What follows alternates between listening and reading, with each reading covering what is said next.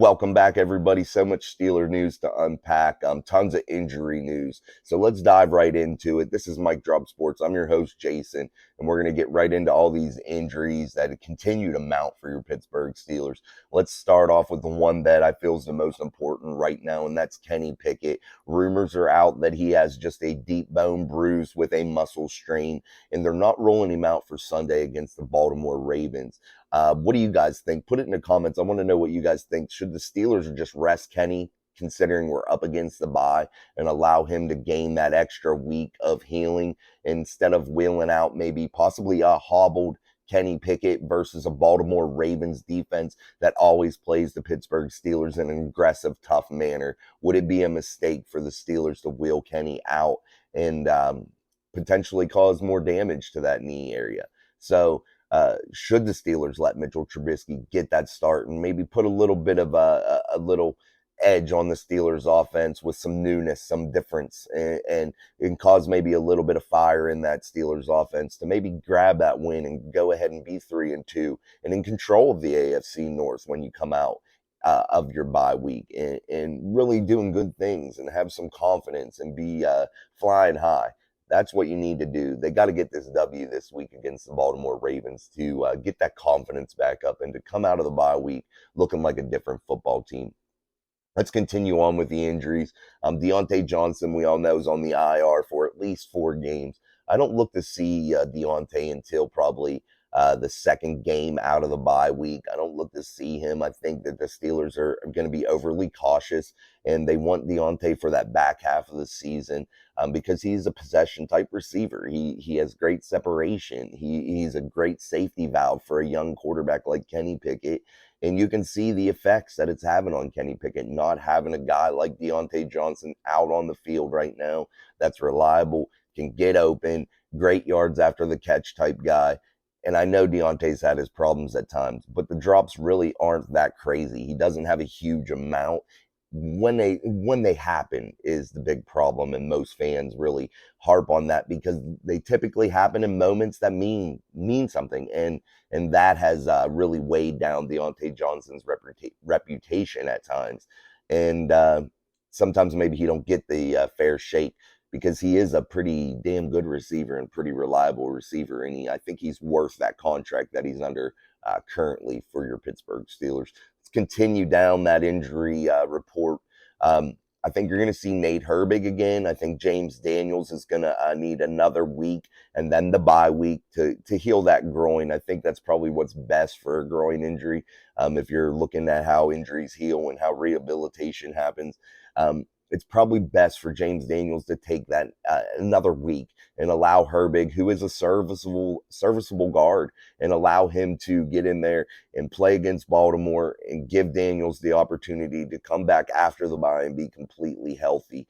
I don't think Herbig was terrible against the Texans, but the offense as a whole was terrible. So, I mean, he evidently didn't play great.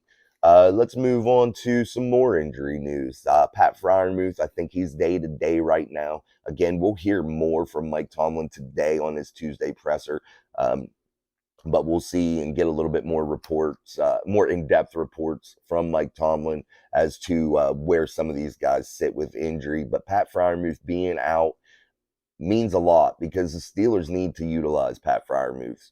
He has great hands, good runner after the catch. Really is just a quality target inside the red zone. And the Steelers haven't been utilizing that tight end grouping.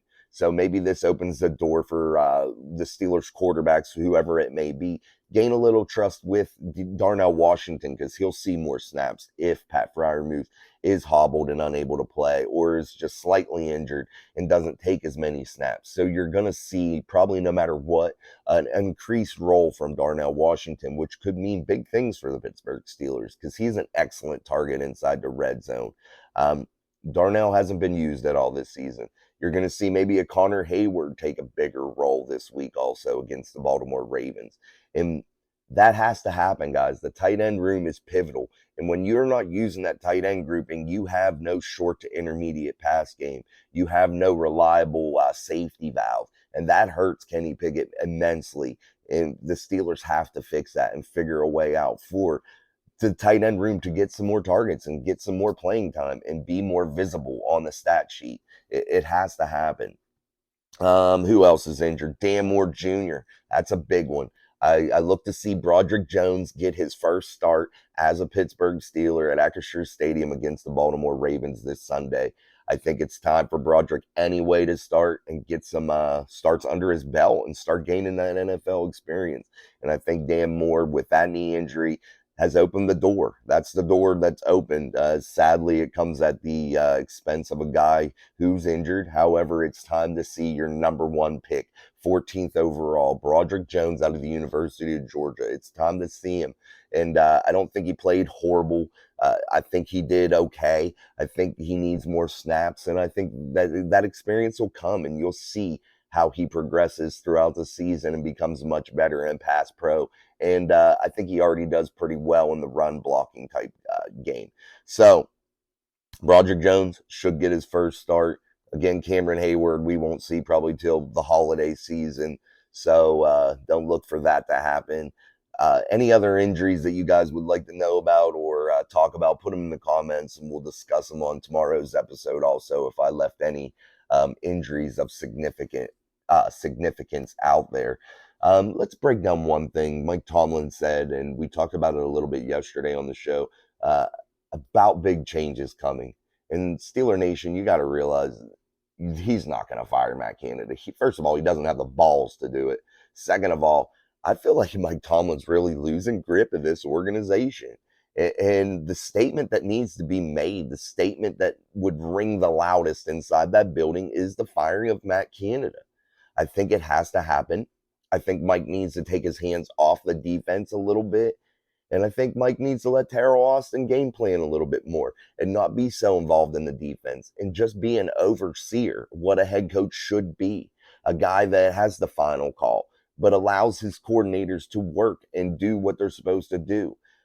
But he's not going to fire Matt Canada. But Matt Canada has to be better because I don't think he'd be able to get a job anywhere after the performance he's had the last 3 years here in the city of Pittsburgh.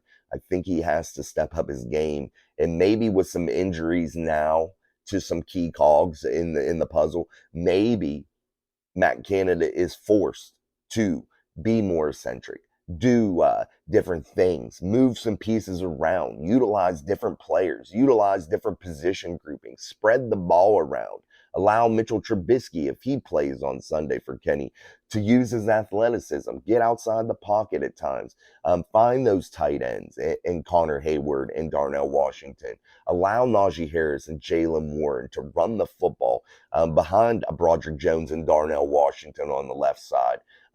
Challenge the Baltimore Ravens defense and really put a statement out there of what you're about. Find your identity.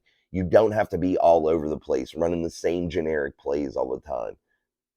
Sadly, I don't think any type of change is going to come in the area of the coaching staff. Now, maybe some big changes that Mike Tomlin was talking about will come in the personnel. The personnel is probably going to get shuffled around. And one player I see maybe coming in and playing a little bit more is Joey Porter Jr. I think he needs to either start Sunday against the Baltimore Ravens to cause Lamar Jackson a little bit of trouble on throwing up to the sideline, throwing to the guy that's being guarded by the corner. I think you need to challenge Lamar Jackson into beating you with his arm, and I think he's always struggled in that way. And the Steelers typically play Lamar Jackson pretty well. But I think we need to see a start from Joey Porter Jr., and that may be one of the big changes that comes this Sunday. Two of them, actually. A Broderick Jones start, regardless whether Dan Moore is healthy enough to play or not. I think that's a big one. And I think Joey Porter Jr. has to see more snaps, significantly more snaps, if not start the game. I think you need to utilize Patrick Peterson in many different ways and quit trying to make him the number one guy out there, because he's not anymore. He's had his day, a Hall of Fame career. However, it's just not what it used to be. He's not the player that he used to be. He's not able to guard a team's number one. Neither is Levi Wallace. You need to put Joey Porter Jr. in as one of your big changes and let him follow a team's number one receiver and lock that guy down So you're not getting beat each week by a team's number one and allowing a team's number one to gain 150, 180 yards through the air and a couple touchdowns, a touchdown or two. You can't allow that every week. It's so hard for the defense to recover from those things. And it's a reliable outlet for the opposing quarterback. They can just easily dump it to their favorite guy, their number one guy. You have to take that away. And the Steelers did that in the early 2000s there, mid 2000s, or whenever Ike Taylor was there. When Ike Taylor was on the field, he did that. He followed the team's number one, and he took that safety valve for opposing quarterbacks away, which allowed the pass rush to work better, allowed the middle linebackers to have a little bit more flow and be able to come downhill a little bit more, allow the safeties to play a little bit more free. Big things, big things. And I know you had like a guy like Troy Polamalu, who was a phenomenal athlete and did so many things on his own, but he was allowed to play a hell of a lot more free due to Ike Taylor being a lockdown type corner, a number one corner out there. And you didn't draft Joey Porter Jr. to sit on the bench. You need to implement that type of play, that type of style of defense again. Here in Pittsburgh, I think it's time. Joey Porter's earned his stripes. He had a decent camp. He's been to everything. He's a humble kid. You don't hear him running his mouth in the media. It's time to get him out there. It's time to let him gain his wings and really start to fly. I think it's time. And let's see if there's anything else to go over. I don't think so. That's our Tuesday edition, October 3rd again. We'll be back again tomorrow, Wednesday. We're going to start breaking down the Steelers-Baltimore Ravens matchup. Again, I told you it'll probably be about a two-part video. We'll probably do one tomorrow, which will be the Steelers offense versus the Ravens defense. And then Thursday, we will do defense for the Ravens versus, Baltimore's offense versus the Steelers defense. And really break down the nuts and bolts of this game. Also, it's going to be a big special teams matchup. How long is Presley Harvin out? I didn't look that one up, so I'll get to that one next video also. Brad Wing being in there. You have Boswell versus Tucker. So big time special teams matchup coming up this Sunday. So a lot of Steelers news, a lot of things to unpack, a lot of things to go over. And you need to keep coming back here to Mike Drop Sports. So don't forget to hit that little red subscribe button in the corner. That's helping us grow immensely. And keep watching the videos, especially this long form content. And keep growing, guys. And I always answer comments. So go ahead and throw them out there. I'll definitely answer yours. And until next time, peace.